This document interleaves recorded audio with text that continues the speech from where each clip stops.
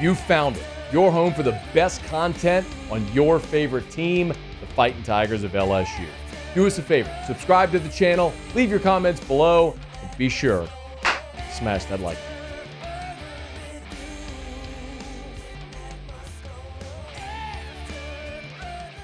There was a couple other things Brian Kelly said on the teleconference that I found interesting. He was asked about Garrett Nussmeier as a potential running threat. Now,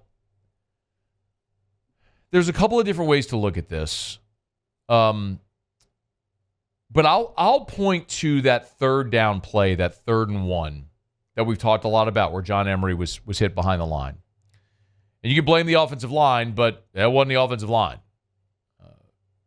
You had Kamorian Pimpton at tight end on the right side. The defensive end crashed right across Pimpton's face and knocked John Emery for a loss. That defensive end did not even give a millisecond of a thought to the possibility that Garrett Nussmeier might pull the ball and run it around right end, because if he did, he might have hit his head on the goalpost. Because what? Nobody home. Everybody knew LSU was running the ball, and in that moment, the defensive end pot committed inside, crossed Kamorian Pimpton's face, and tackled John Emery for a loss. If you had the threat of Nuss pulling the ball and running, it's first down. Then again, if Pimpton holds his block, it's a first down. Either way, there is no threat whatsoever of Garrett Nussmeier running the ball, and Brian Kelly was asked, is that something that could change? No, I don't think the risk is too high. I think he's extremely capable as a runner. I think within the offensive structure, we want to take advantage of his strengths. And, quite frankly, I don't think we did all of that. He was 30 for 39, but I think we can do more. I think as coaches, we can move him around a little bit. And I think on the occasional, run here or there, as long as it's at the right time in the right place, I think he can be a weapon. I completely agree. Right time, right place, he could be a weapon. And we did see that in fall camp. We actually saw in one of the team periods a designed run for Garrett Nussmeier, a boot where the play was for Garrett Nussmeier. So that's in there. We saw it in fall camp. Like, they have that play in the playbook. I do think that there's risk, because you want to know the surest fire way to ruin this season, to make sure this season amounts to nothing, get Garrett Nussmeier hurt. Look, a year ago, Jaden Daniels was magnificent. He had one of the all-time college football seasons. But you had Garrett Nussmeier behind him. It would not have looked the same, clearly. But you had a competent quarterback, a veteran quarterback behind Jaden Daniels.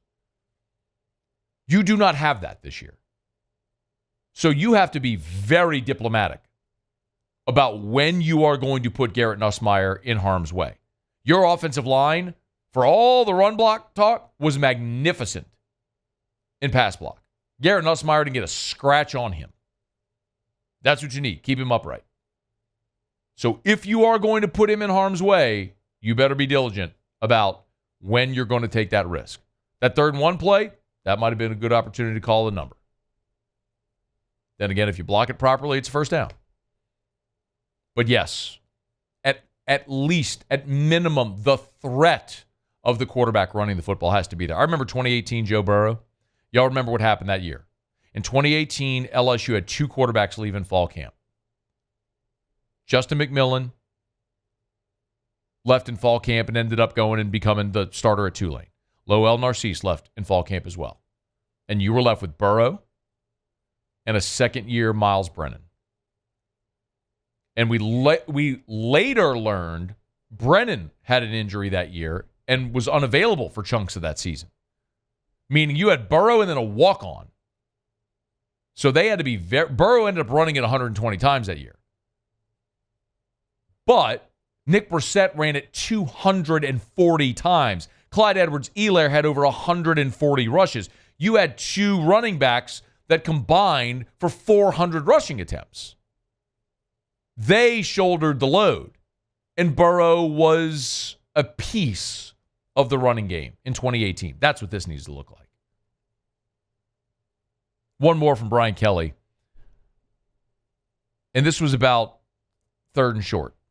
Obviously, because of what happened on the play where you ran and got stuffed. What needs to change on 3rd and short? When you're not successful on 3rd and short, you're going to do a deep dive into scheme and play calling. And there's not a lot of schemes on 3rd and 1, right?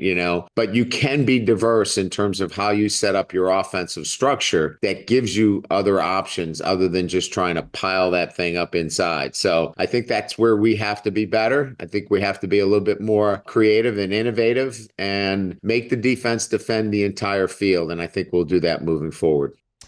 Brian Kelly on the SEC Coaches teleconference. We'll see how much or how diverse they may get this weekend with Nichols coming in. It'll be a slow build, no doubt, for this LSU team offensively to what they will ultimately become when the calendar flips to October and they start playing real meaningful games again. Hey, thanks so much for watching.